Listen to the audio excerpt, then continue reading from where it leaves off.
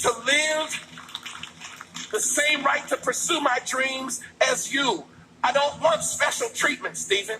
I want equal treatment. I want my son to be able to hang out with Elijah, and I want both of them to feel like they can go home if they encounter a cop. But the truth is, Elijah has a better chance of getting home than my son.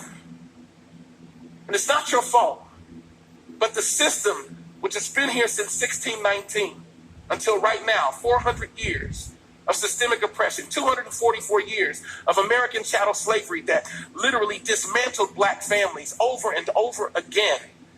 And then after that, the grandfather clause, the Jim Crow era, and even into the Civil Rights Act of 64 and the Voting Rights Act of 65, Brown versus Board of Education in 54. And we look at all these things where they try to move the needle for separate but equal and equality, but we have never seen equality, because the truth is we're only 3 generations removed from humans owning other humans in this nation. Right.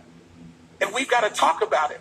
And we can't talk about it politically. We got to talk about it from the church, because the church needs to reconcile the sins of silence and the sins of apathy. The sin of indifference. The sin of indifference. You know, the sin of indifference is for me to say, well, I'm not a racist. Do you see how innocent that sounds on the surface? But it becomes an excuse for me to say that just because I haven't experienced it in that way, it doesn't exist. Right.